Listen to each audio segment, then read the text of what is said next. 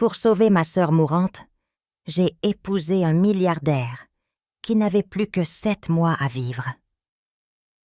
Une nuit, j'ai vérifié ses flacons de médicaments et j'ai réalisé que quelqu'un l'empoisonnait lentement. Appréciez ma nouvelle histoire. Je me tenais dans la cuisine d'un milliardaire à 2h14 du matin, tenant une capsule de compléments alimentaires à la lumière au-dessus de la cuisinière, comme si c'était un diamant que j'essayais d'évaluer. Sauf que les diamants ne font pas trembler les mains. Les diamants ne vous font pas oublier de respirer. J'ai ouvert la capsule sur une serviette en papier. L'une de ces serviettes épaisses et chères, qui absorbe vraiment les choses. Pas le genre de station-service qui ne fait que barbouiller de l'eau. La poudre à l'intérieur était mauvaise.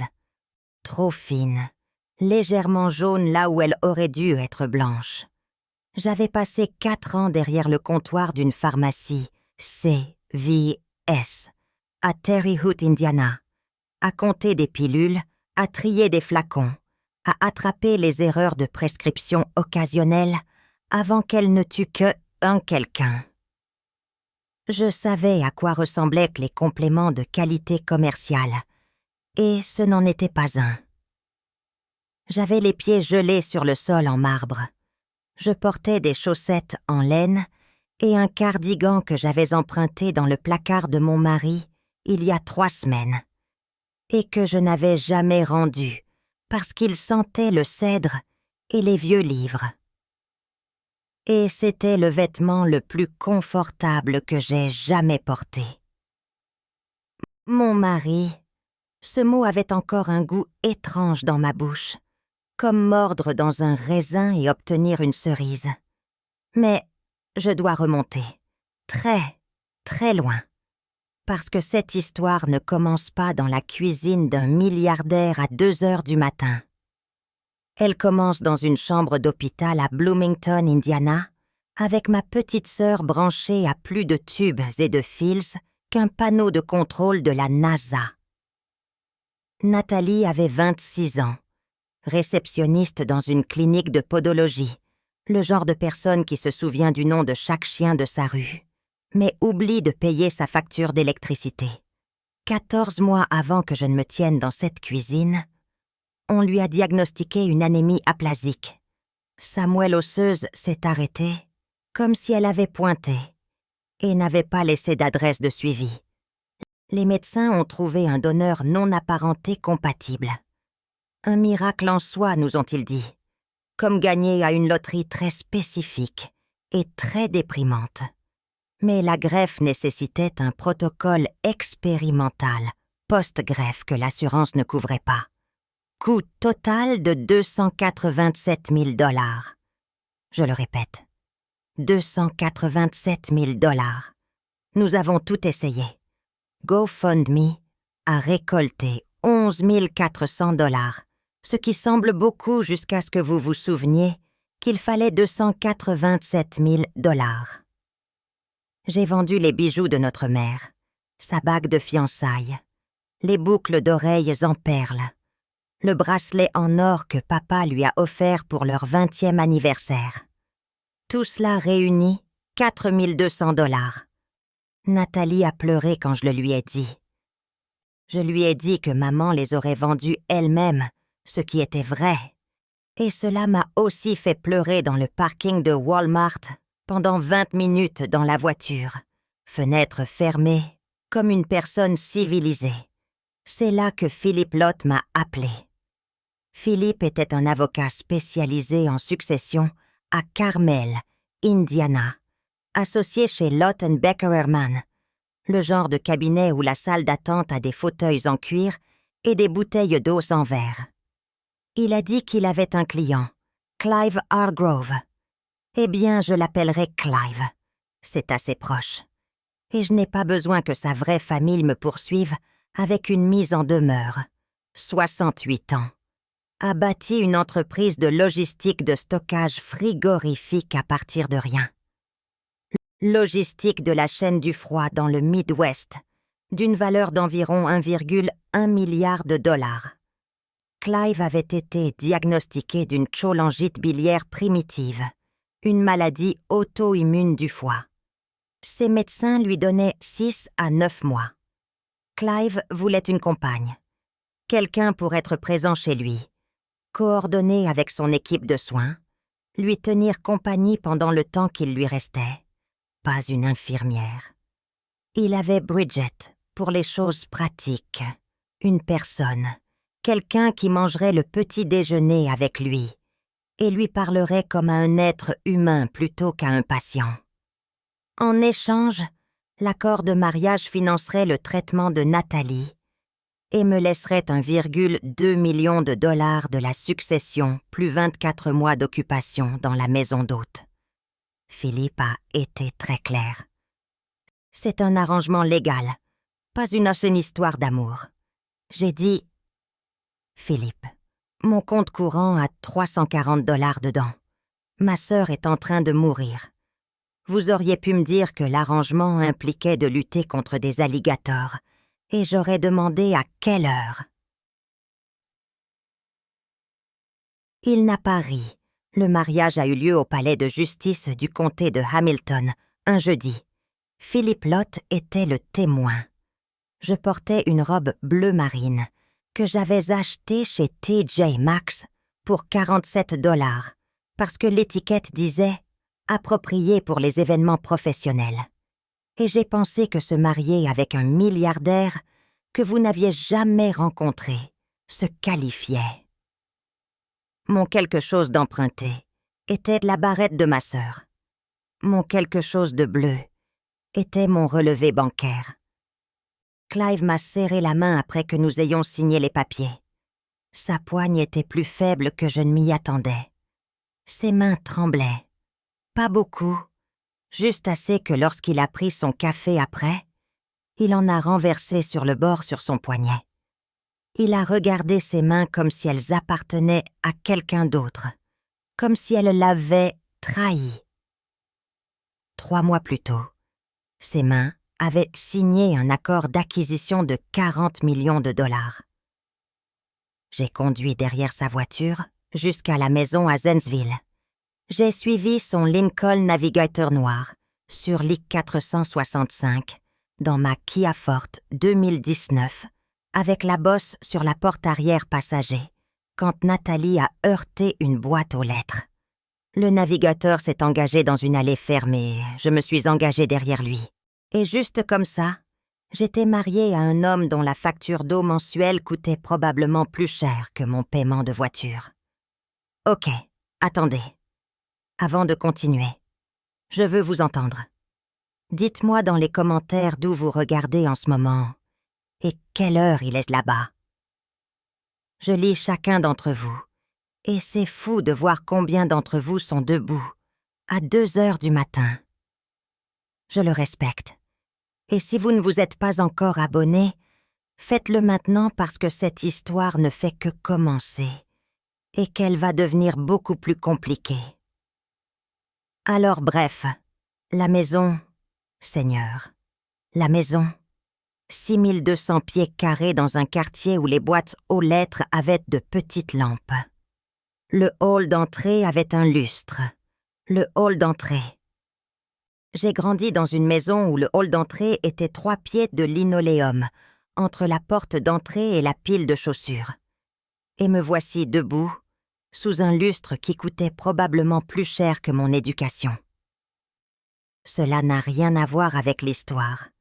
Mais cette maison avait une bibliothèque avec une échelle roulante, comme dans les films, comme dans La Belle et la Bête. Je l'ai escaladée la première semaine. J'ai perdu l'équilibre et j'ai agrippé l'étagère du haut si fort que j'ai fait tomber un livre de 300 dollars sur l'Empire ottoman. Il m'a frappé à l'épaule. Personne ne l'a vu arriver. J'ai remis le livre en place. Je ne l'ai dit à personne jusqu'à maintenant. De rien. Ok, désolé. Retour au cauchemar. La première personne que j'ai rencontrée dans cette maison était Bridget Kellner, 54 ans, célibataire, sans enfant. Elle était la gestionnaire de Success-King et coordinatrice des soins personnels de Clive, depuis 17 ans. 17. Elle savait où se trouvait chaque boîte à fusibles, quel plombier appelait le week-end, comment Clive aimait ses œufs, quel médecin traitait quelle maladie, et la marque exacte de café décaféiné qu'il buvait depuis 2009. Elle était le système circulatoire de cette maison. Et elle le savait. Elle m'a souri quand je suis entrée, de la manière dont un réceptionniste d'hôtel vous sourit quand vous demandez des serviettes supplémentaires. Professionnelle, pas personnelle, comme si j'étais une invitée qui allait bientôt partir. « Vous devez être la femme », a-t-elle dit. Pas « vous devez être Rachel », pas « bienvenue la femme », avec une petite pause avant le mot, comme si elle décidait d'utiliser des guillemets. « Maintenant, ma chérie, je veux que tu comprennes quelque chose à propos de Bridget. » Elle n'était pas impolie. L'impolitesse aurait été facile à gérer. L'impolitesse, j'aurais pu en parler à Nathalie et nous aurions pu rire. Bridget était pire que mal polie. Elle était compétente. Elle était indispensable et elle savait, avec la confiance tranquille d'une femme qui gère la vie de quelqu'un d'autre depuis près de 2 décennies, que j'étais temporaire. La première semaine a été une période d'orientation. Bridget m'a montré où se trouvaient les choses avec le sérieux d'une personne expliquant un micro-ondes à un Golden Retriever. Voici la cuisine. Voici la buanderie. Voici le programme de Clive. Voici quand il fait la sieste. Voici ce qu'il ne peut pas manger. Voici la salle des médicaments. La salle des médicaments. Je veux que vous vous souveniez que c'était un garde-manger de majordome converti, à côté du couloir principal. À l'intérieur, un comptoir, un mini-réfrigérateur pour les médicaments sensibles à la température et 3 étagères de flacons, de médicaments sur ordonnance, de compléments, de vitamines. Bridget préparait les pilules de Clive tous les dimanches soirs dans un grand organisateur hebdomadaire. 14 pilules et capsules par jour. Elle les triait, elle les distribuait, elle lavait l'organisateur, elle le remplissait. Personne d'autre n'y touchait. Et la porte était verrouillée, la seule porte verrouillée de toute la maison. Quand j'ai posé la question avec désinvolture, comme si je faisais juste la conversation, elle a dit « Raison de responsabilité. Si quelque chose était mélangé, je dois savoir que c'est à cause de moi, pas parce que quelqu'un est entré et a heurté une étagère. » Cela avait du sens à l'époque. La 2e semaine, j'ai eu ma première vraie conversation avec Clive. Pas les échanges polis que nous avions eus au petit déjeuner. Passe le sucre. Comment as-tu dormi? Mais une vraie conversation.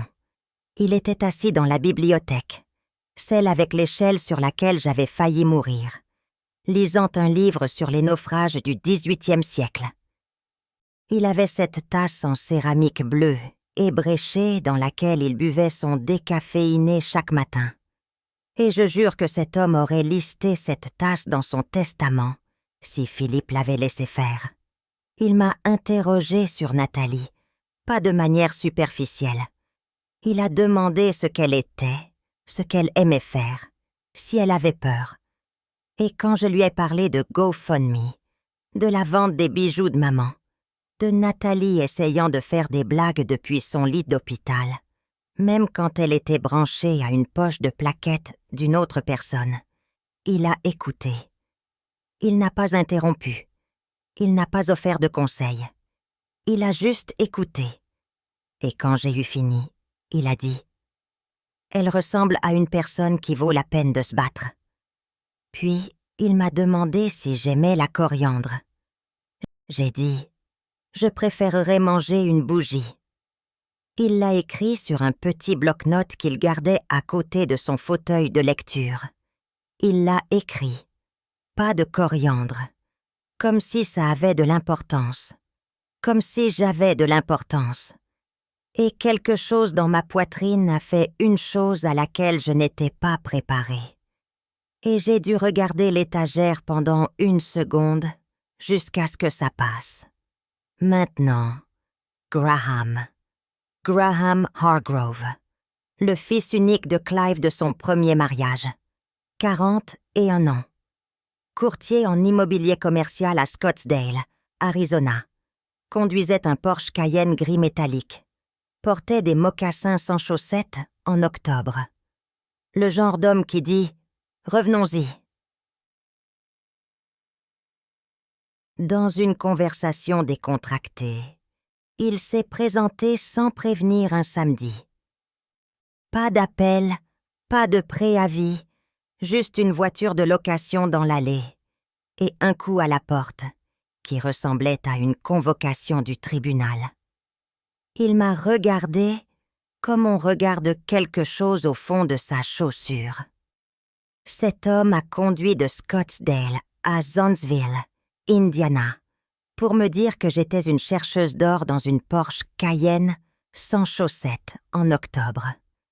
L'ironie était si épaisse qu'on aurait pu la servir sur du pain grillé.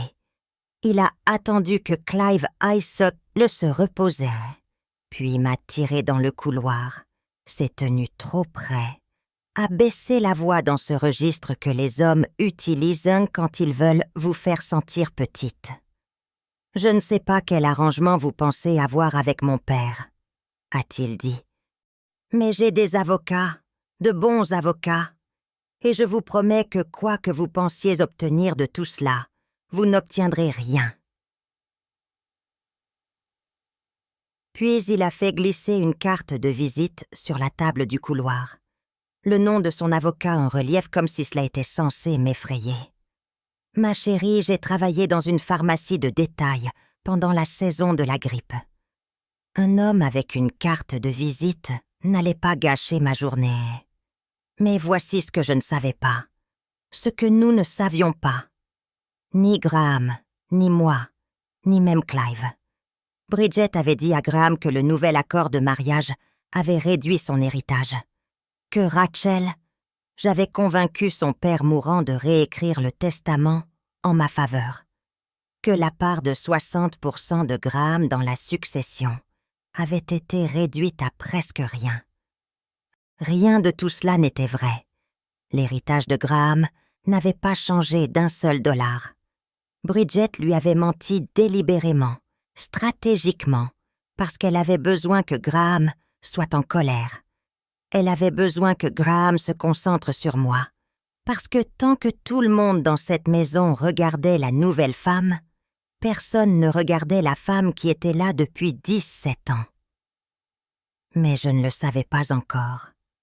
Je savais juste qu'il y avait un homme sans chaussettes qui me menaçait dans un couloir. Une femme avec un sourire d'autel verrouillant la salle des médicaments chaque soir, et un mari dont les mains tremblaient quand il prenait son café.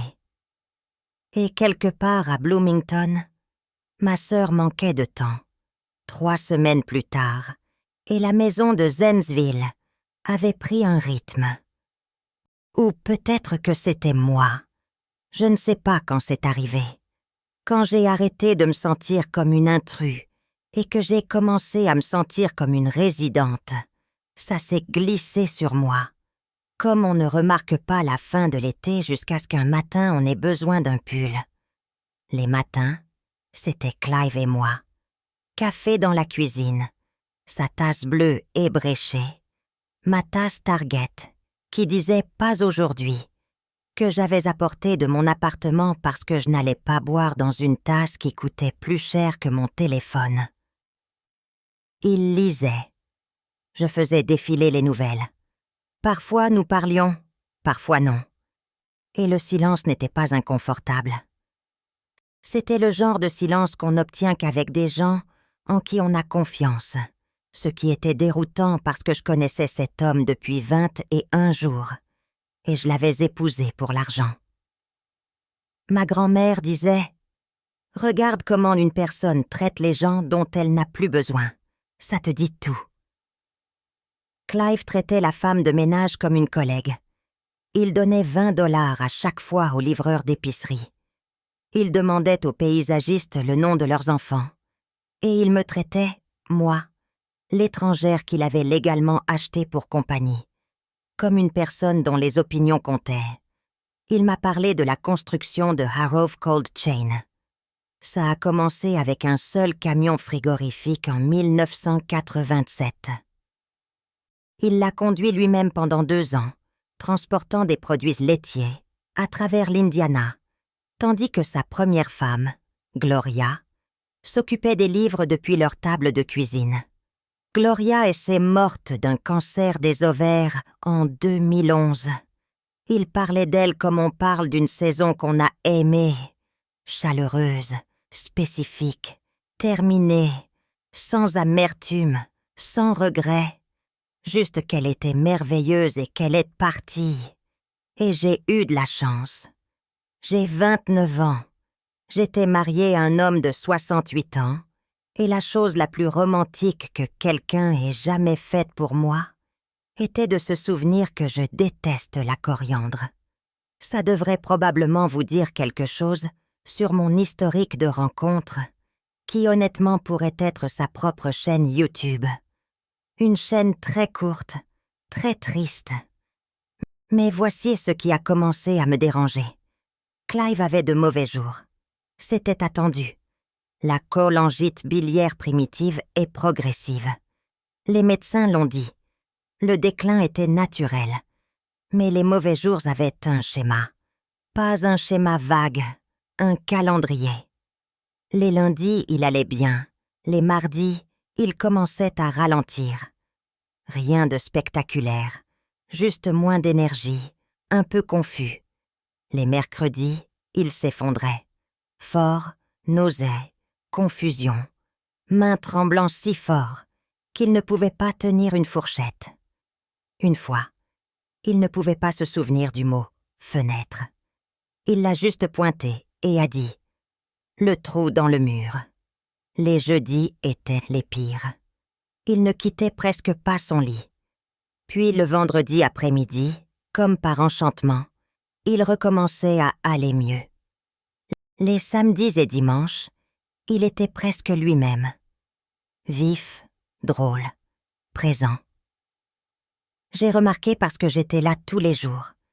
J'ai remarqué parce que j'avais passé 4 ans à surveiller les cycles de médicaments dans une pharmacie.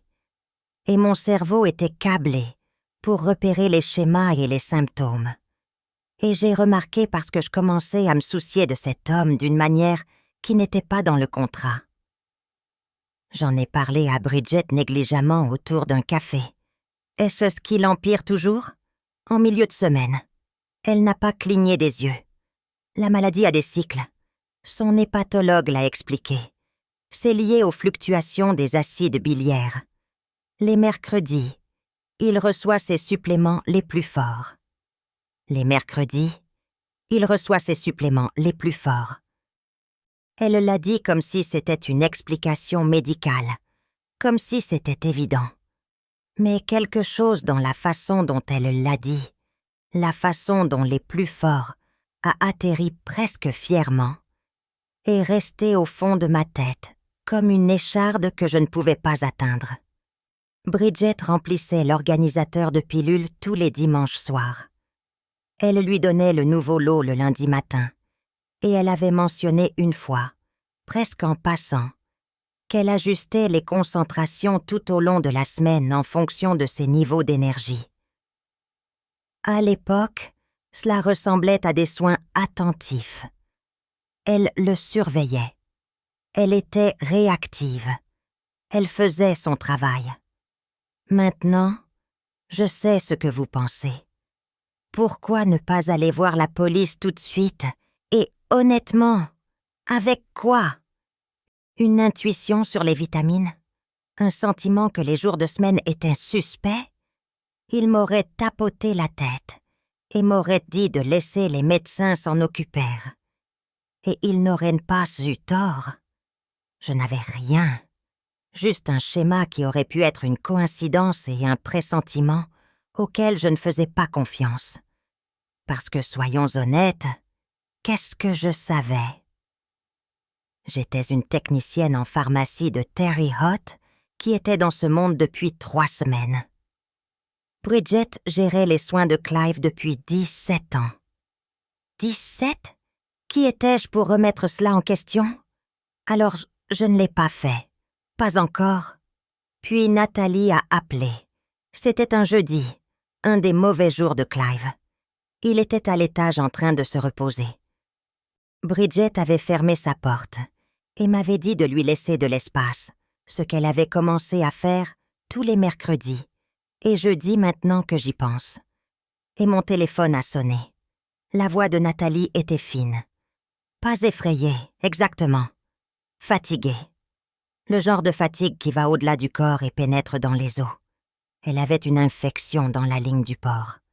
Ils avaient dû interrompre la préparation pré-transplantation et commencer des antibiotiques par voie intraveineuse. « C'est un revers », a dit son médecin quand je l'ai appelé. « Pas une catastrophe, mais le calendrier devient serré. » « Serré ?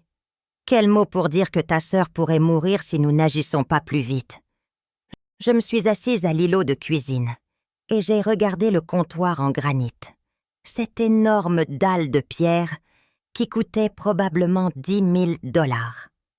Et j'ai pensé à la façon dont le traitement entier de Nathalie coûtait 287 000 $ et que ce comptoir de cuisine aurait pu payer 1% de cela.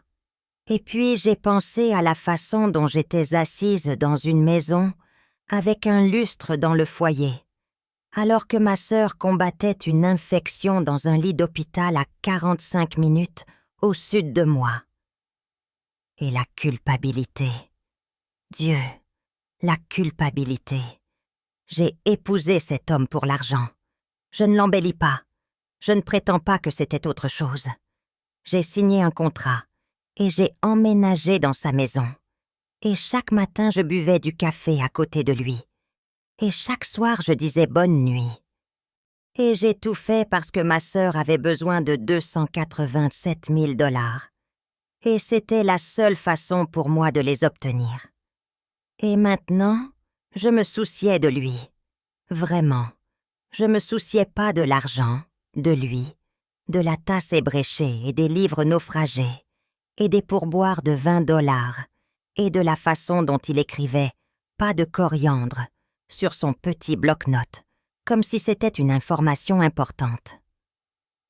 Je me souciais de lui, et il allait de mal en pis chaque mercredi, et j'avais un sentiment que je ne pouvais pas prouver, et une écharde que je ne pouvais pas atteindre, et une sœur qui manquait de temps.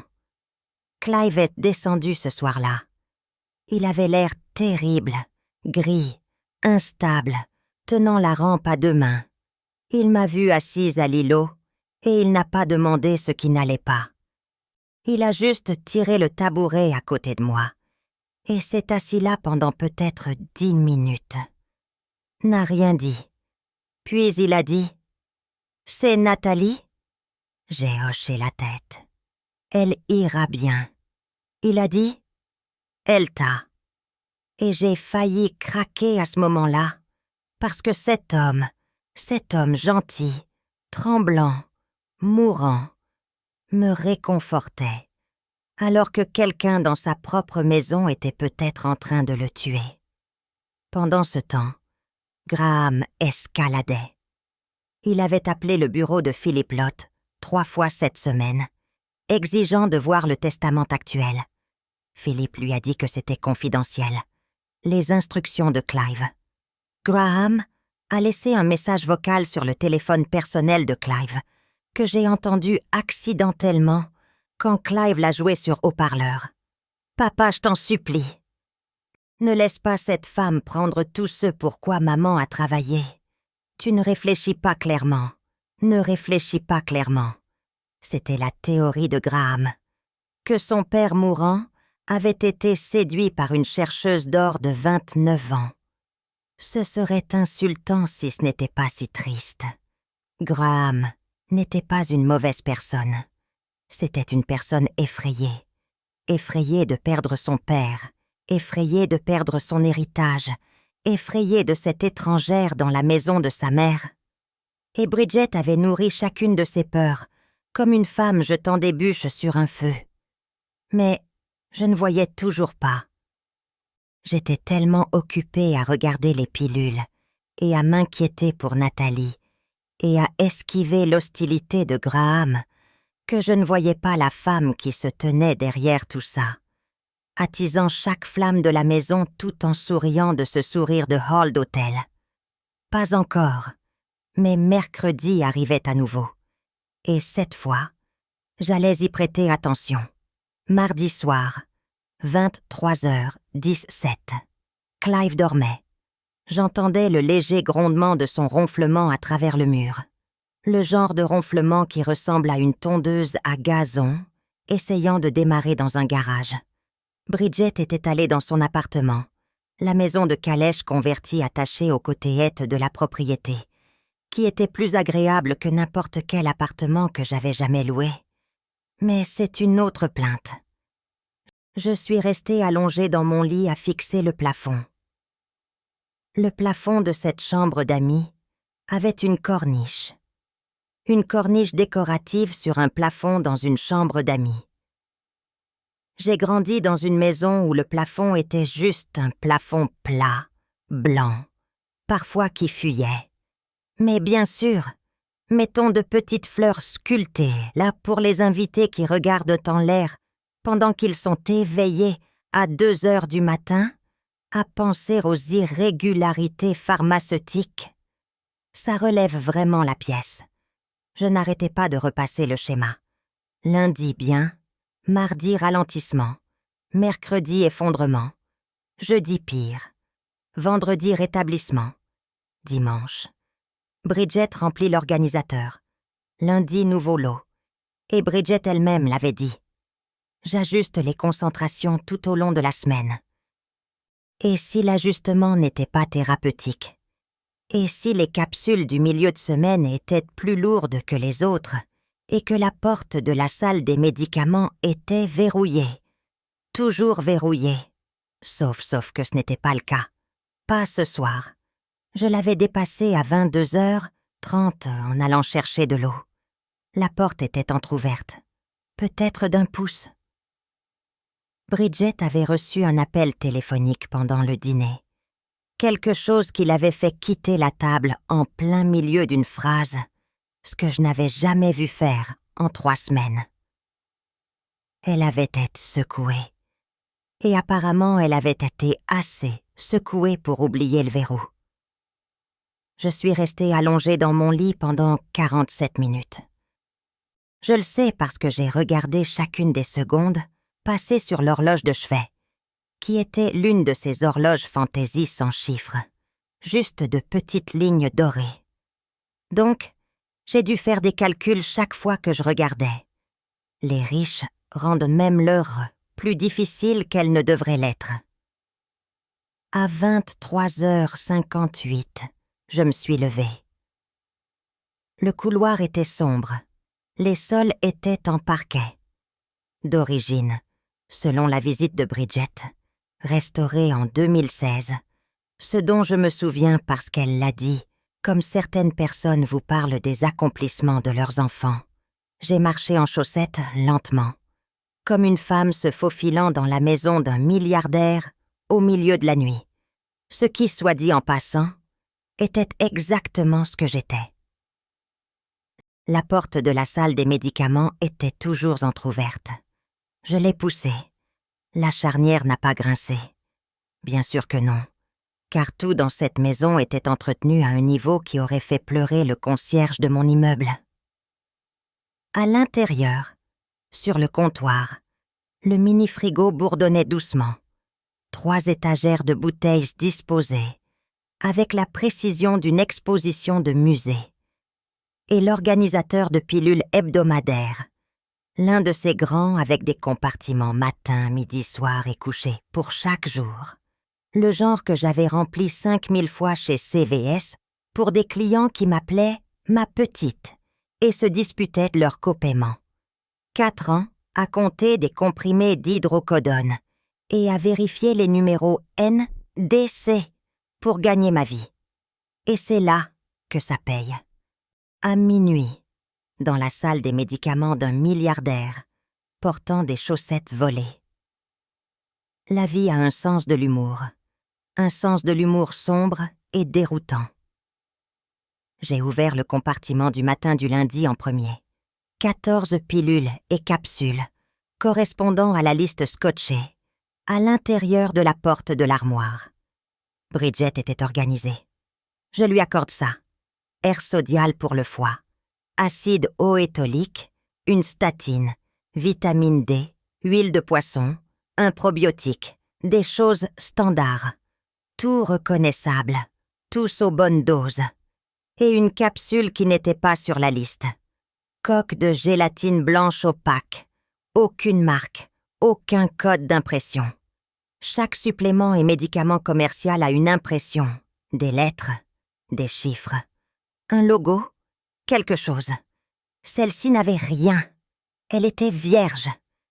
J'ai vérifié le compartiment du mardi. Même capsule non marquée. Matin et soir. Idem pour mercredi, idem pour jeudi.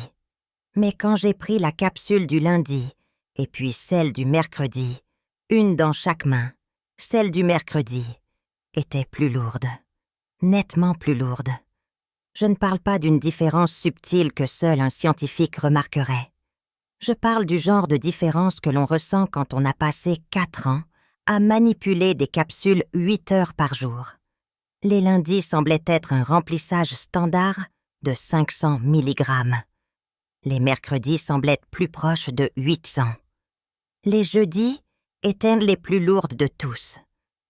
Quelqu'un variait la dose, chargeait les capsules du milieu de semaine, créant un cycle suffisamment bas le lundi et le mardi pour éviter de déclencher une crise aiguë qui l'enverrait aux urgences, suffisamment élevé le mercredi et le jeudi pour accélérer les dommages, puis diminuait du vendredi au dimanche pour le laisser récupérer, juste assez pour qu'aucun médecin ne voie autre chose que les hauts et les bas naturels d'une maladie chronique.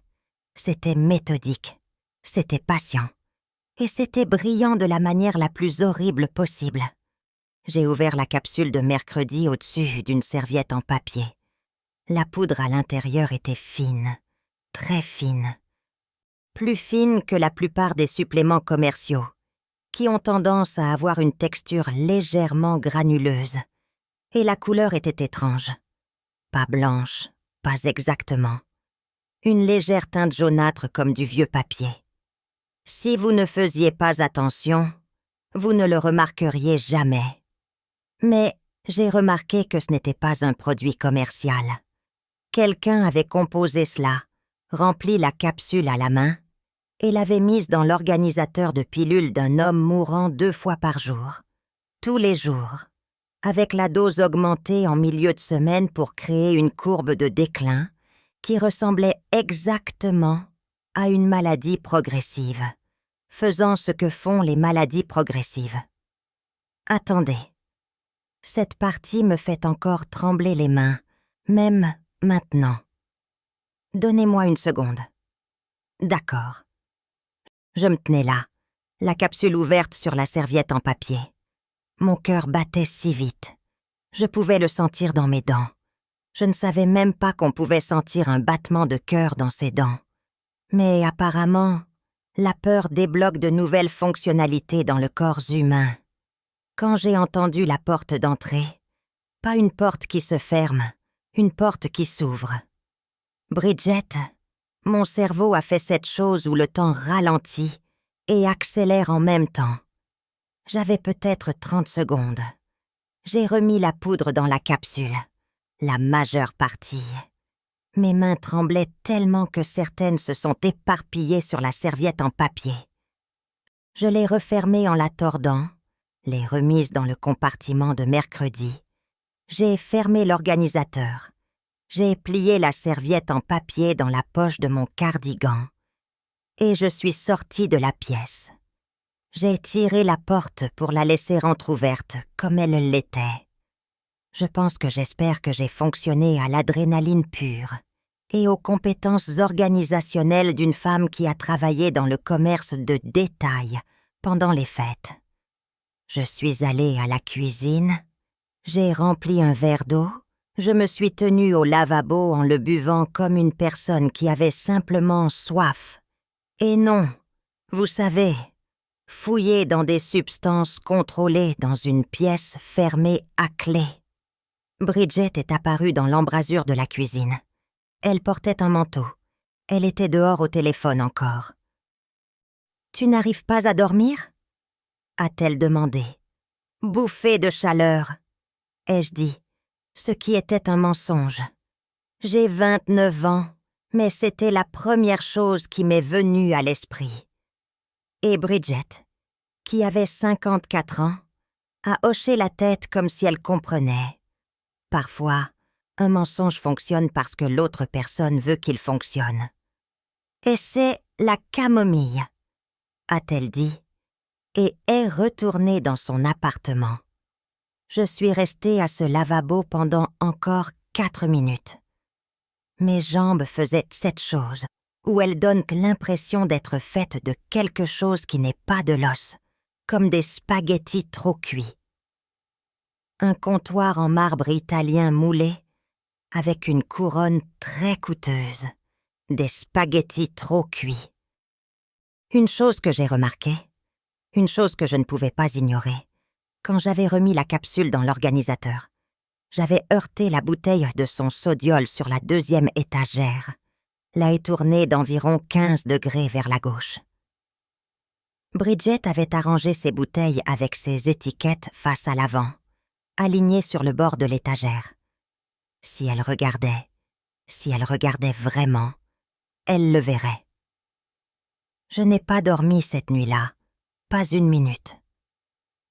Je me suis allongée dans ce lit d'amis avec la moulure décorative en couronne, et j'ai fixé le plafond, et j'ai écouté Clive ronfler à travers le mur, et j'ai pensé « Quelqu'un empoisonne mon mari.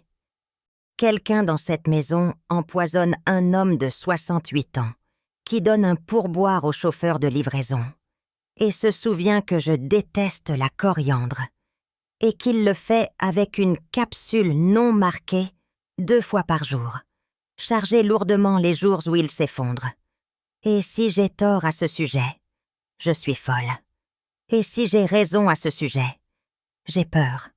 Et dans tous les cas, je suis seule à 1h du matin, dans une maison qui n'est pas la mienne, pourtant le cardigan du mari d'une femme morte. Le lendemain matin, j'ai attendu que Bridget apporte le plateau du petit déjeuner à Clive. Puis je suis retournée dans la pièce des médicaments. Elle l'avait verrouillé à nouveau.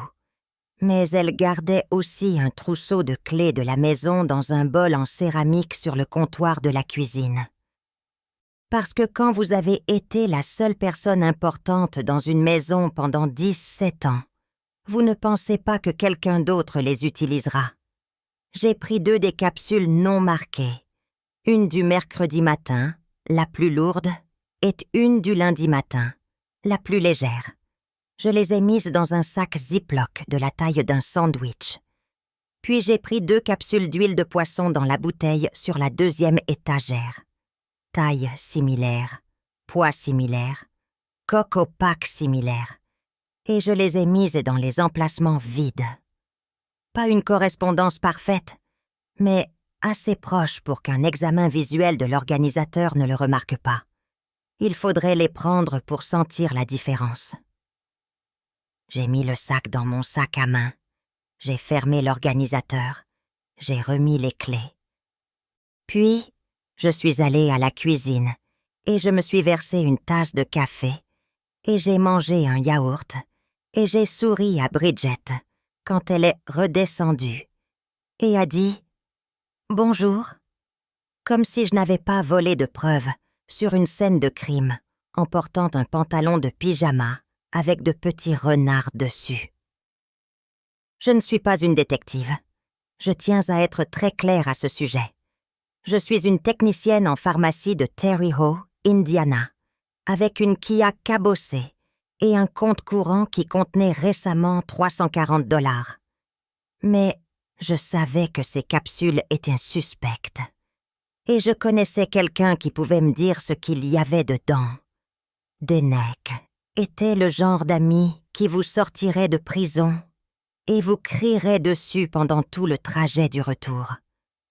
Nous avions travaillé le même quart de travail chez CVS pendant 2 ans avant qu'elle ne déménage dans une pharmacie de composition indépendante à Indianapolis, Meridian RX sur la 86e rue, entre un restaurant thaïlandais et un endroit qui vendait des cristaux. Elle avait 33 ans, franche comme un marteau, fumait des Camel Lights pendant ses pauses et avait un jour dit à un client qui se plaignait du temps d'attente que les produits pharmaceutiques ne sont pas des pizzas.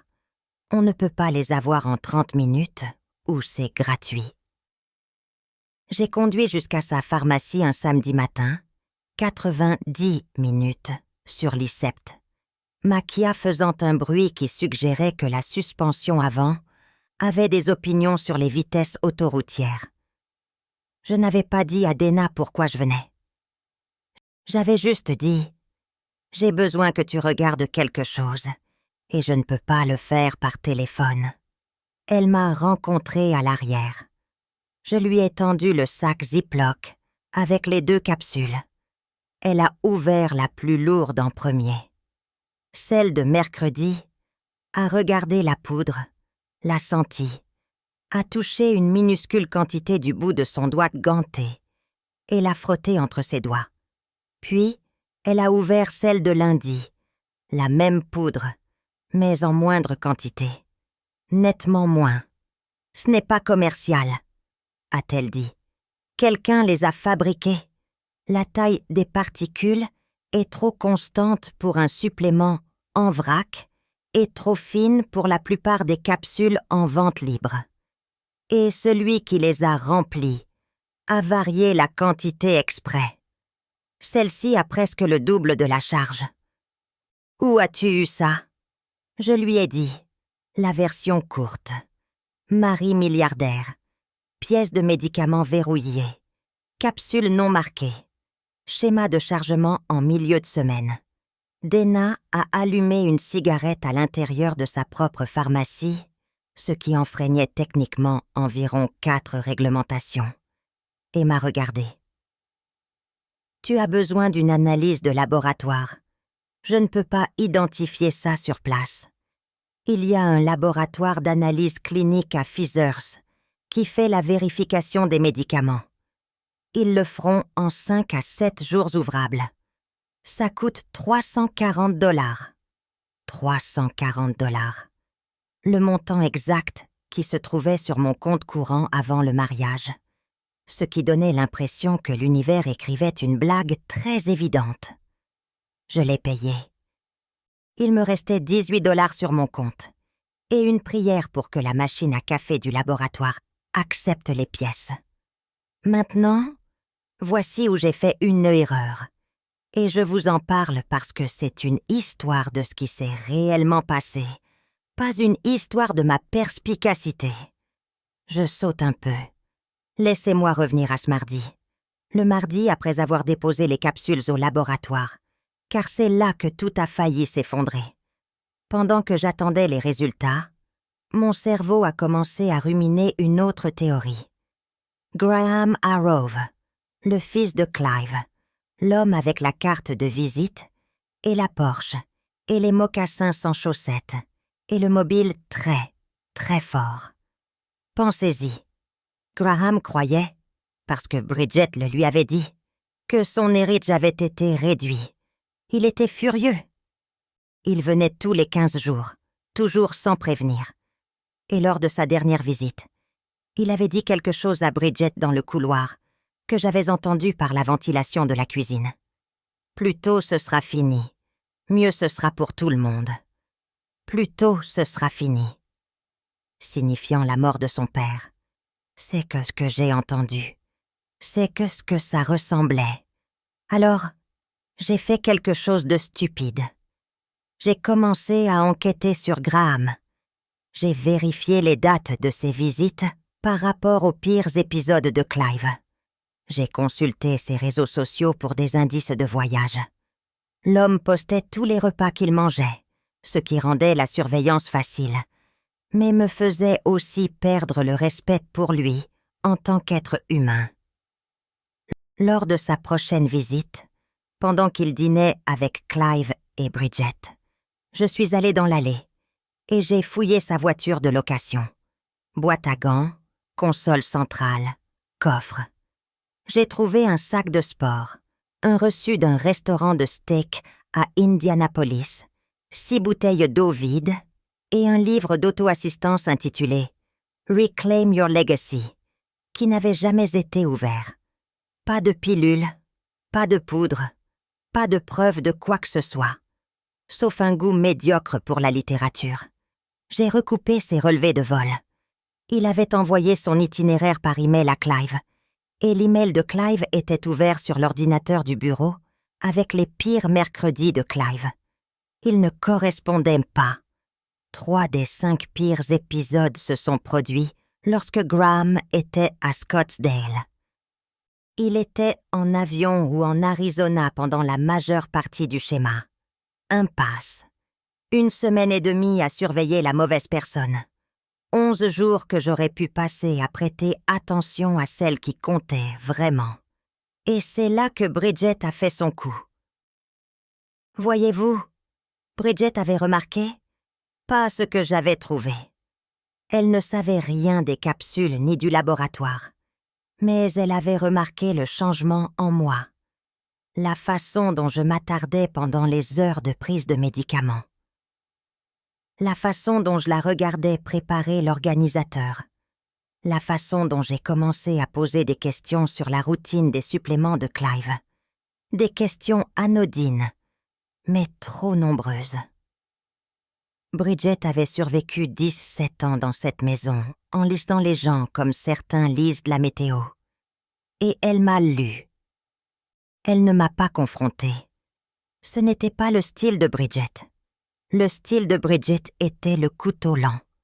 Le couteau que vous ne sentez pas avant de regarder en bas et de vous demander pourquoi votre chemise est rouge. Premièrement, elle a dit à Clive avec désinvolture au petit déjeuner que je semblais épuisée et pas tout à fait moi-même ces derniers temps. Elle a semé l'idée que j'étais fragile, peu fiable, pas quelqu'un dont les observations devraient être prises au sérieux. Deuxièmement, elle a mentionné à Graham, lors d'un de leurs appels téléphoniques de plus en plus fréquents, que je pouvais entendre à travers les murs, parce que l'appartement de Bridget partageait une ventilation avec la bibliothèque, et je ne pense pas qu'elle sache que Rachel fouillait dans les pièces de la maison. Pas un mensonge, pas exactement. Juste assez pour que Graham pense que je cherchais des objets de valeur. Pas des preuves. Troisièmement, elle a changé le calendrier des médicaments. Elle a déplacé les pilules du matin de Clive de la cuisine, où je pouvais les voir à son propre appartement. « C'est plus facile comme ça », a-t-elle dit à Clive. « Moins de perturbations pour votre matin. » Clive, qui faisait confiance à Bridget comme on fait confiance à la gravité, a accepté. Et juste comme ça, j'étais aveugle. Je ne pouvais pas observer les pilules. Je ne pouvais pas regarder la routine. La seule fenêtre que j'avais sur ce qui arrivait à Clive a été murée par une femme qui souriait en le faisant. Puis le jeudi est arrivé. Graham est revenu, sans prévenir. Bien sûr, le type n'avait jamais entendu parler d'un appel téléphonique de sa vie. Il est entré dans la cuisine où Clive et moi prenions notre café du matin. Les mains de Clive tremblaient autour de sa tasse bleue ébréchée. Mes mains étaient stables, mais mon estomac noué. Et il a dit à voix haute, Bridget se tenant dans l'embrasure de la porte et regardant. « Je veux savoir ce que tu as fait dans cette maison. Je veux savoir ce que tu cherches. Et je veux le savoir tout de suite. » Clive m'a regardé, confus, blessé, peut-être comme s'il espérait que je dirais quelque chose qui ferait disparaître ça. Je ne pouvais pas leur dire, pas sans preuve. Si je disais « Je pense que Bridget vous empoisonne avec juste une intuition et un sac Ziploc dans un laboratoire à Feathers », je sonnerais exactement comme ce que Bridget leur disait. J'étais instable, paranoïaque, pas tout à fait moi-même. Bridget le nierait. Graham appellerait ses avocats. Philippe devrait être impliqué. Et Clive? Clive pourrait les croire parce qu'il connaissait Bridget depuis 17 ans. Et il me connaissait depuis 5 semaines. Alors, j'ai dit... Je cherchais le mot de passe du Wi-Fi pour le réseau invité. Je ne le trouvais pas. Graham m'a regardé. L'expression de Bridget n'a pas changé. Clive a dit « C'est sur le frigo, chérie. » Sur la petite carte. « Chérie », m'a-t-il appelé. « Chérie. » Devant son fils, qui pensait que je le volais devant la femme qui le tuait. Et j'ai dû sourire et dire « Oh, merci » et prendre une gorgée de café. Pendant que tout mon corps hurlait, je suis arrivée à ma voiture, le garage. Porte fermée, moteur éteint, fenêtre levée. Je suis restée là pendant 40 minutes. J'ai appelé Nathalie. Elle a décroché à la 2e sonnerie. Elle le faisait toujours, même depuis l'hôpital parce que nous avions passé un pacte quand elle a été diagnostiquée, que nous répondions toujours à nos appels. J'ai ouvert la bouche pour parler, et rien n'est sorti. Pas un mot, pas un son, juste cette chose étrange de halètement que je pense étaient des pleurs. Mais, honnêtement, aurait pu être une crise de panique ou les deux. Ils se sentent de la même manière quand vous êtes dans une voiture garée, dans un garage à Zanesville, à 11h du matin, en mangeant des crackers Ritz dans une pochette que vous avez trouvée dans votre boîte à gants. Pas mon pire moment, mais il est entré dans le top 5. « Ra », a dit Nathalie. « Ra, parle-moi. Je n'ai pas pu. Je suis restée assise là, des miettes de crackers sur mes genoux, le téléphone appuyé contre le volant, pleurant ou respirant ou quoi que ce soit. J'ai pensé à conduire. Juste conduire. Vers le sud sur l'I-65, jusqu'à l'appartement de Nathalie à Bloomington. Emporter ce que je pouvais porter. Prendre un bus Greyhound, n'importe où. Laisser Bridget avoir la maison. Laisser Graham avoir ses soupçons. Laisser Clive pas laisser Clive, c'était le mur. C'est là que le fantasme de fuite a heurté le mur de briques et s'est effondré. Parce que si je partais, personne ne saurait pour les capsules. Personne ne remettrait en question le schéma du mercredi. Personne ne regarderait la pièce de médicaments verrouillée et ne penserait « Pourquoi est-ce que la seule porte verrouillée de la maison ?» Clive continuerait à décliner. Ses médecins documenteraient la progression de sa maladie hépatique. Et dans 6 mois, ou 4 ou 2, il mourrait. Et Bridget se tiendrait à ses funérailles et pleurerait des larmes d'apparence réelle et collecterait ce qui resterait de son héritage. Et personne ne le saurait. Tu es la seule personne qui veille sur lui. Ra, a dit la voix, fine et fatiguée de son lit d'hôpital, portant plus de poids qu'une voix aussi fragile ne devrait pouvoir en supporter. Si tu pars, personne ne le fera. J'ai essuyé mon visage avec une pochette de Crackers Ritz, qui, pour mémoire, n'est pas du tout absorbante. 0 étoile. Je suis retournée à l'intérieur, et ensuite l'hôpital a appelé le coordinateur de transplantation de Nathalie. Le donneur compatible, celui qu'ils avaient passé des mois à trouver, était soumis à un calendrier. Le donneur avait d'autres engagements. Si la procédure de Nathalie n'était pas programmée et le paiement confirmé avant vendredi, il devrait libérer le donneur et recommencer la recherche. Recommencer la recherche d'un donneur non apparenté compatible, ce qui leur a pris 9 mois la première fois. J'ai appelé Philippe Lott. Le paiement, j'ai dit le virement pour le traitement de Nathalie. Où est-il en cours de traitement? Philippe a dit que la conformité bancaire l'avait signalé pour examen. Procédure standard pour les transferts de plus de 200 000 $. Combien de temps devrait être réglé d'ici jeudi?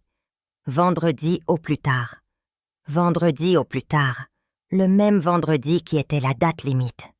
J'ai raccroché et j'ai pressé mon front contre le comptoir de la cuisine, celui en granit à 10 000 $, et j'ai fermé les yeux et j'ai pensé « D'accord, d'accord, les résultats de laboratoire arriveront cette semaine. Le paiement sera effectué d'ici vendredi. Nathalie sera en sécurité. Et ensuite je m'occuperai de Bridget. Mais je dois tenir le coup jusqu'alors. Je dois être normale.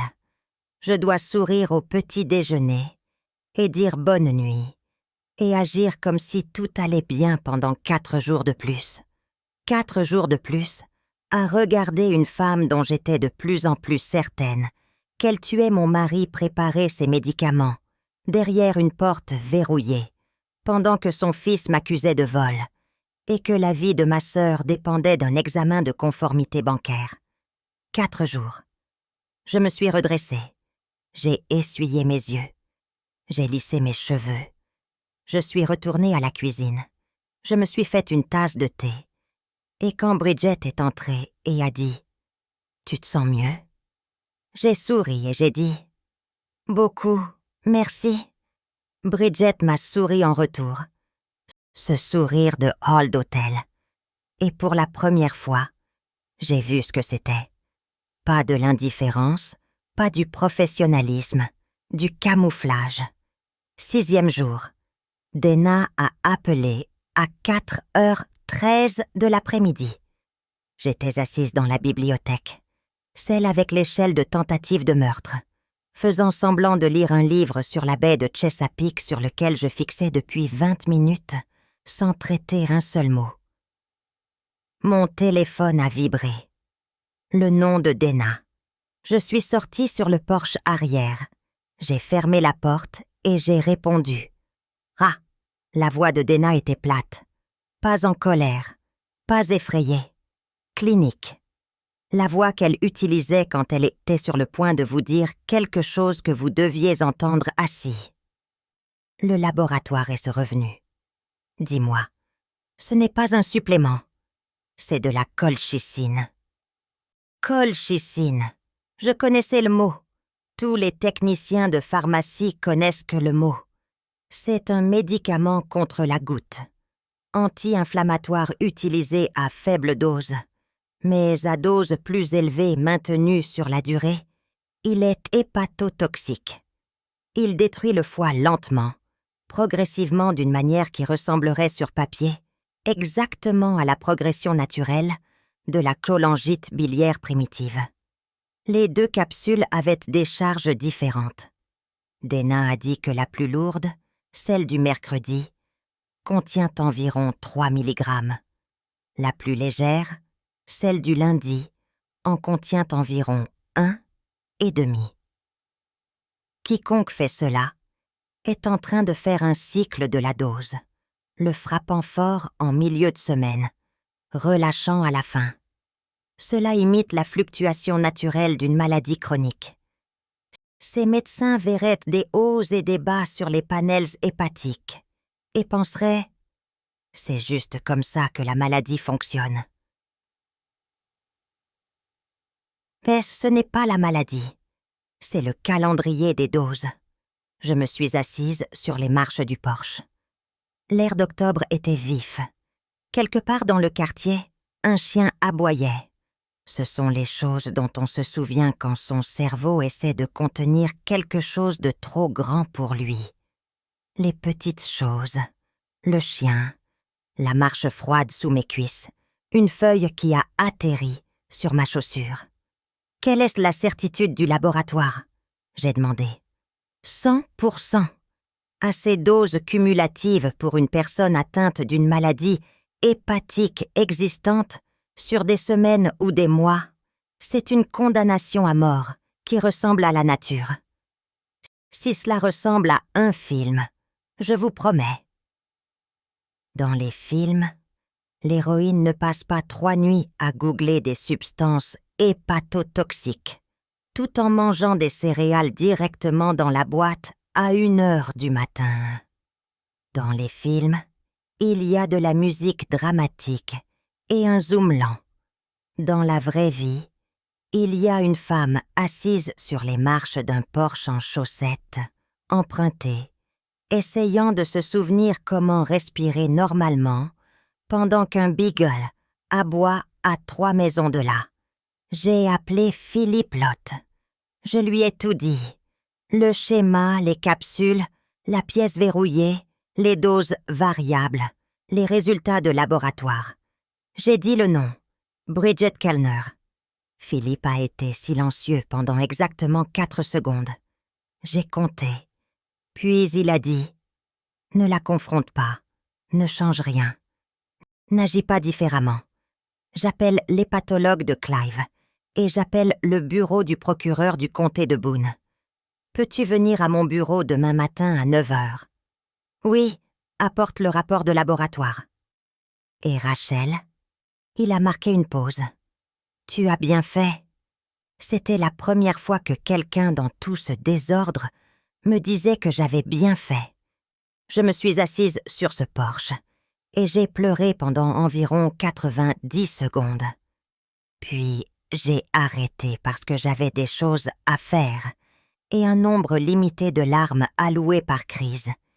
Et j'en avais déjà utilisé la plupart dans le garage, avec les Crackers Ritz. Cette nuit-là, mercredi soir, j'ai regardé Bridget apporter à Clive ses médicaments du soir dans son appartement. Elle est sortie avec un plateau vide. Il est sorti 40 minutes plus tard, déjà pâle, déjà en déclin, le jour de la dose lourde. Et j'ai souri à tous les deux, et j'ai dit bonne nuit, et je suis allée dans ma chambre, et je me suis allongée dans mon lit vibrant d'une rage si complète qu'elle revenait au calme comme de l'eau bouillante qui dépasse la vapeur pour devenir quelque chose de calme et de dangereux. Jeudi matin, au bureau de Philippe, il y avait un détective du bureau du shérif du comté de Boone. Il y avait l'hépatologue de Clive, Dr. Anderson, une femme aux cheveux gris courts et aux lunettes, qui a regardé les résultats de laboratoire, puis m'a regardé et a dit « Cela explique les anomalies dans ces analyses de sang que j'attribuais à la progression de la maladie. » Le taux de déclin était plus rapide que prévu. Je l'ai noté dans son dossier il y a 3 mois, mais je n'avais aucune raison de suspecter une cause externe il y a 3 mois. Mais l'équipe de Philly, en examinant les dossiers de Bridget, a remonté plus loin que cela. Voici ce qu'ils ont reconstitué. Et voici où le calendrier est important. Lorsque Philippe a d'abord abordé Clive au sujet de l'arrangement de mariage, des mois avant que je n'entre dans l'image, la première chose que Philippe a faite a été de rédiger un Nouveau Testament, procédure légale standard. Si Clive allait se marier, le plan successoral devait être mis à jour avant la cérémonie. Philippe a préparé l'amendement.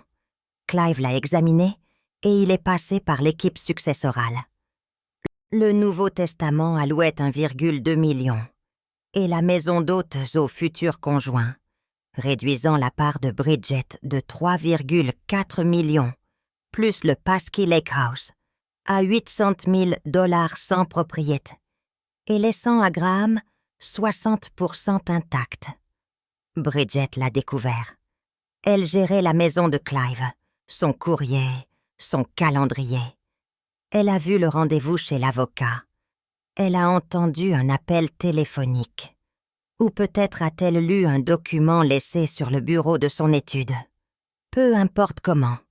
Ce qui importe, c'est qu'elle était au courant du changement de testament des semaines avant que je ne mette les pieds dans cette maison, des semaines avant le mariage. Et c'est là que les capsules ont commencé. Au moment où j'ai emménagé, le déclin de Clive s'était déjà accéléré, au-delà de ce que sa maladie seule aurait produit. Le pronostic de 6 à 9 mois que ses médecins lui avaient donné. Cette estimation a été faite alors que Bridget l'empoisonnait déjà. Sa maladie réelle, laissée seule, aurait progressé sur des années. Mais ses médecins ne connaissaient pas la colchicine. Ils voyaient les panels hépatiques décliner de plus en plus rapidement. Et ils ont ajusté le calendrier vers le bas, 6 à 9 mois, en se basant sur des chiffres que Bridget fabriquait. L'ensemble de l'arrangement de mariage, l'urgence, le cadre, il va bientôt mourir, était construit sur un pronostic empoisonné. Bridget n'a pas seulement essayé de tuer Clive. Elle a fixé le calendrier qui m'a fait entrer dans la maison. Elle a créé les conditions de son propre problème, puis a essayé de le résoudre en accélérant le meurtre. 4,45 millions de dollars. C'est ce que Bridget risquait de perdre lorsque ce testament a été modifié. Et plutôt que de l'accepter, elle a décidé de s'assurer que Clive meure avant que cela n'ait d'importance. Avant que le mariage ne soit finalisé, ou s'il était finalisé, avant que quiconque ne puisse remarquer la divergence entre son déclin naturel et ce qui se passait réellement. Elle n'essayait pas de le tuer par haine.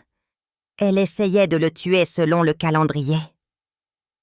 Le détective m'a interrogé sur l'accès, sur la routine de Bridget, sur la porte verrouillée. Je lui ai tout dit. Le docteur Anderson a confirmé que la colchicine aux doses indiquées par le laboratoire. Le cycle entre 1,5 et 3 mg par jour produirait des symptômes indiscernables de la cholangite biliaire primitive avancée, fatigue progressive, nausée, confusion cognitive, tremblement, jaunisse. Les mêmes symptômes que Clive présentait, les mêmes symptômes que ses médecins documentaient comme un déclin attendu. Les doses variables expliquaient parfaitement le cycle hebdomadaire. Des doses plus lourdes en milieu de semaine provoquant des effondrements. Des doses plus légères le week-end permettant un rétablissement partiel. Tout cela invisible dans le bruit d'une maladie chronique. Philippe a passé un dernier appel. Le virement pour le traitement de Nathalie. Il avait été effectué jeudi à 23h14. Confirmé. La procédure de Nathalie était programmée. Je me suis assise dans ce fauteuil en cuir de ce bureau chic et j'ai expiré un souffle que je pense avoir retenu pendant 5 semaines. Nathalie était en sécurité. L'argent était passé. Quoi qu'il arrive ensuite, c'était fait. Maintenant, je pouvais m'occuper de Bridget. Vendredi après-midi, 14h. La maison à Zanesville. Ils n'ont pas envoyé une équipe du SWAT. Il n'y a pas eu d'entrée dramatique. Un détective, un officier en uniforme, Philippe Lott et le docteur Anderson sont arrivés ensemble. Je les ai fait entrer. Clive était dans la bibliothèque. Bridget était dans la cuisine, en train de préparer son plateau de médicaments de l'après-midi. Philippe a demandé à Clive de les rejoindre dans le salon. Puis il a demandé à Bridget. Bridget est entrée en s'essuyant les mains sur un torchon. Le sourire de hall d'hôtel était à son comble. Elle s'est assise sur le bord d'un fauteuil. Le même fauteuil sur lequel elle s'était assise chaque soir pendant 17 ans. Le détective a posé des questions sur la routine des médicaments, sur l'organisateur de pilules, sur les capsules non marquées. Bridget ne broncha pas. « Je ne sais pas de quoi vous parlez. Tous les médicaments de Clive sont prescrits par ses médecins. Je les ai simplement organisés. » Le détective posa le rapport de laboratoire sur la table basse. Bridget le regarda, ne le toucha pas. Culticine, dit le détective. Dose variable, 1,5 à 3 mg par capsule, 2 fois par jour, trouvée dans des capsules qui ne figurent sur aucune liste de prescription, préparées à la main et placées dans l'organisateur de médicaments quotidiens de M. Hargrove, selon un schéma conçu pour imiter la progression naturelle de sa maladie hépatique. Bridget me regarda. Pas le détective, pas Philippe, moi. Et pour la première fois, le sourire du hall de l'hôtel avait disparu. Ce qui l'avait remplacé était quelque chose que je n'avais jamais vu sur son visage auparavant. Pas de la peur, exactement. Du calcul. Les mathématiques mentales rapides d'une femme qui vient de réaliser que les murs se referment et qui essaie de trouver la dernière porte. C'est elle qui les a mis là, dit Bridget en me désignant. Elle a accès à la cuisine. Elle a fouillé dans les pièces de la maison. Graham vous le dira. Demandez à Graham. Graham que Philippe avait appelé 1 heure plus tôt. Graham, qui était dans un avion de Scottsdale, à ce moment précis. Graham, à qui Philippe avait dit pour la première fois que son héritage n'avait jamais été modifié, que les 60% étaient exactement là où ils avaient toujours été, que Bridget lui avait menti, mais Bridget ne le savait pas encore. Clive était assis sur sa chaise. Ses mains tremblaient. Elles tremblaient toujours maintenant. Il regarda Bridget avec une expression que je n'oublierai jamais de ma vie. Pas de la colère, pas de la trahison, de la confusion. La confusion d'un homme qui a fait confiance à quelqu'un pendant 17 ans et qui voit cette confiance se dissoudre comme du sucre dans l'eau. « Bridget, dit-il doucement, c'est toi qui as fait ça. » Elle ouvrit la bouche, la referma, la rouvrit. Rien ne sortit, comme un poisson qu'on vient de retirer du lac Michigan et de poser sur le quai. 3 fois, 3 ouvertures silencieuses. 17 ans à gérer la vie de cet homme, et elle ne pouvait pas formuler une seule phrase. La police a fouillé l'appartement de Bridget. Dans l'armoire au-dessus de son lavabo personnel, ils ont trouvé un sac de poudre de colchicine en vrac, commandé en ligne auprès d'une entreprise de fournitures chimiques, sous un nom que je n'avais jamais entendu. Une machine à remplir les capsules, manuelle, du même type que Dana avait dans sa pharmacie de préparation. Un ordinateur portable. L'historique de recherche sur cet ordinateur portable incluait le calendrier de la toxicité hépatique de la colchicine. Combien de temps avant que la colchicine ne provoque une insuffisance organique, la colchicine apparaît-elle dans les analyses sanguines standards et la dose cumulative de colchicine et la maladie hépatique? Elle avait googlé ça. Elle avait vraiment googlé ça sur son propre ordinateur portable, connecté au Wi-Fi de la maison. Le Wi-Fi dont le mot de passe était sur une petite carte sur le réfrigérateur. Ma grand-mère disait « Le Seigneur protège les imbéciles et les jeunes enfants ». Je pense qu'elle aurait pu ajouter « Et les meurtriers qui ne savent pas utiliser le mode incognito ». L'équipe de Philippe, désormais avec un accès complet au dossier financier de Bridget, grâce à l'enquête criminelle, a trouvé autre chose. Au cours des 9 dernières années, Bridget avait détourné des fonds des comptes du ménage. Factures de fournisseurs fantômes, une entreprise d'aménagement paysager qui n'existait pas, un service de nettoyage sans employés, des paiements de maintenance trimestrielle à une adresse qui s'est avérée être une boîte postale qu'elle contrôlait. 211 000 $ sur 9 ans.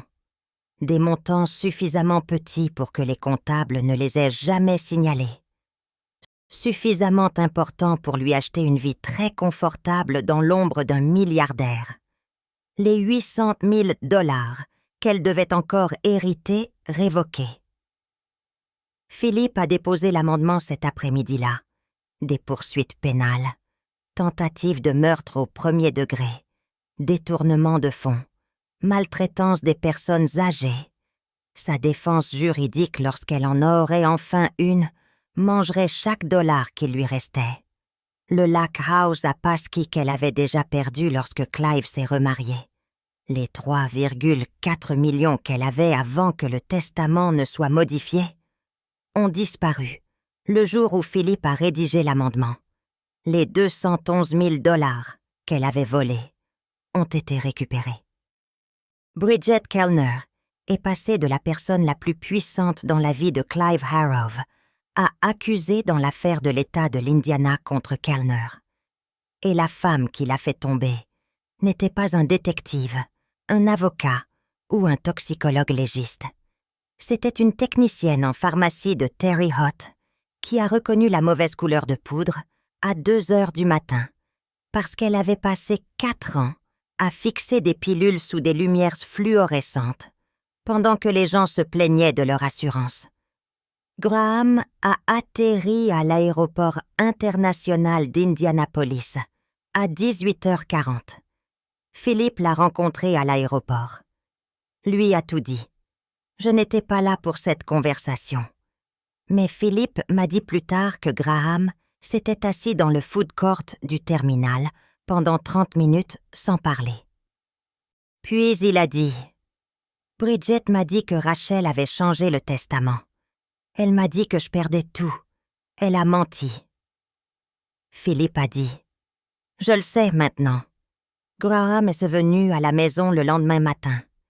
Il se tenait dans la cuisine, le même couloir où il avait fait glisser la carte de visite de son avocat sur la table 5 semaines plus tôt.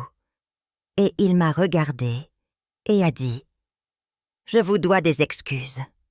Plusieurs, en fait. » J'ai dit « Vous m'en devez environ 6. Mais qui compte? Commencez par une et nous verrons. » Il a presque souri. Presque. C'était la première fois que je voyais son visage faire autre chose qu'un froncement de sourcils. Et honnêtement, c'était une amélioration. Il devrait essayer plus souvent. Peut-être sans les mocassins sans chaussettes, mais pas à pas. 2 mois plus tard, la fonction hépatique de Clive s'était stabilisée. Pas guérie. La cholangite biliaire primitive ne régresse pas. Mais sans la colchicine qui accélérait les dommages, sa maladie réelle faisait ce qu'elle avait toujours fait avant que Bridget n'intervienne, progressant lentement, gérable avec un traitement approprié. Son hépatologue, le docteur Anderson, a effectué un bilan complet et nous a reçus tous les deux dans son bureau. L'estimation de 6 à 9 mois était basée sur un taux de déclin qui n'a jamais été réel. Elle a dit que sa maladie seule, correctement gérée, nous place dans une conversation très différente. Nous parlons d'années. Le pronostic qui a construit tout l'arrangement, l'urgence, le calendrier, la raison pour laquelle Philippe m'a appelé en premier lieu, avait été un mensonge écrit dans des chiffres d'enzymes hépatiques par une femme avec une machine à remplir les capsules et une rancune. Ses mains tremblaient toujours, mais moins, et il buvait toujours de cette tasse bleue ébréchée chaque matin. Et quand j'ai suggéré de lui acheter une nouvelle tasse, il m'a regardé comme si je lui avais fait une demande en mariage. Nous avons rasé la bibliothèque. La greffe de Nathalie a eu lieu 3 semaines après la procédure. Elle m'a envoyé une photo de son lit d'hôpital à Indianapolis. Son visage gonflé par les stéroïdes, ses cheveux en chignon sur le dessus de sa tête, une main tenant une tasse de Jell-O vert, l'autre faisant un pouce levé. Elle avait écrit en dessous « Dites à votre riche mari que son argent a acheté le pire Jell-O que j'ai jamais goûté et je veux un remboursement. » Je l'ai montré à Clive. Il a tellement ri qu'il a renversé son décaféiné. L'arrangement, Le mariage de convenance, le contrat, la transaction étaient techniquement remplis. Le traitement de Nathalie était financé. Le minimum de 12 mois n'était pas encore arrivé.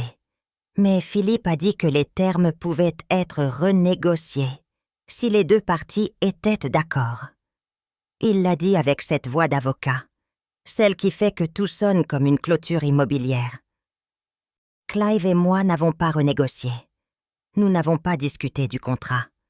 Nous n'avons pas eu de conversation sur ce que nous étions, ce que cela signifiait ou où cela allait. Nous avons juste continué. Café du matin, ses livres sur les naufrages. Ma tasse, pas aujourd'hui.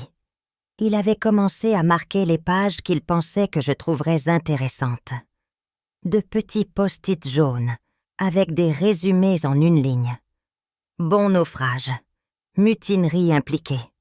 Comme si c'était une chose normale à laisser dans un livre pour votre femme contractuelle. Ce n'était pas une histoire d'amour. Philippe avait raison à ce sujet au début. Ce n'était pas une histoire d'amour. C'était quelque chose de plus difficile à nommer, et peut-être de mieux pour ne pas avoir de nom.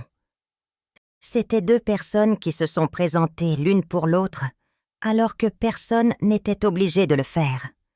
C'était un homme de 68 ans qui écrivait « Pas de coriandre » sur un bloc-notes, et une femme de 29 ans qui ouvrait une capsule à minuit parce qu'elle ne supportait pas l'idée que quelqu'un lui fasse du mal.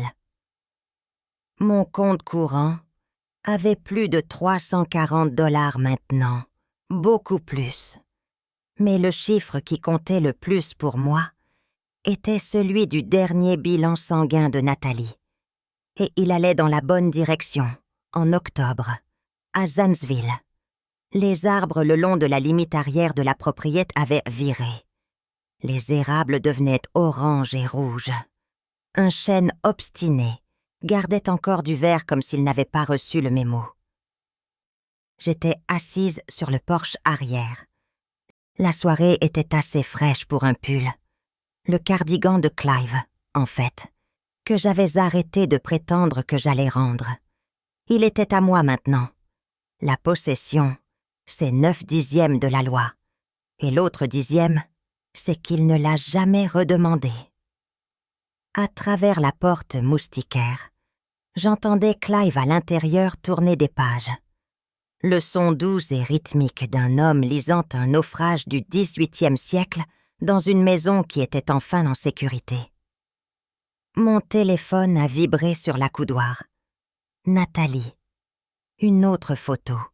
Celle d'elle debout dans le couloir de l'hôpital, souriant, tenant une perfusion comme si c'était un partenaire de danse. J'ai regardé la photo pendant longtemps. Puis, j'ai posé le téléphone sur l'accoudoir, face vers le haut. Je ne l'ai plus vérifié. Je n'en avais pas besoin. Merci d'être là jusqu'à la fin. Cela signifie plus pour moi que vous ne le savez. Une autre histoire est déjà disponible sur votre écran. Allez-y et cliquez dessus. Je vous y retrouverai.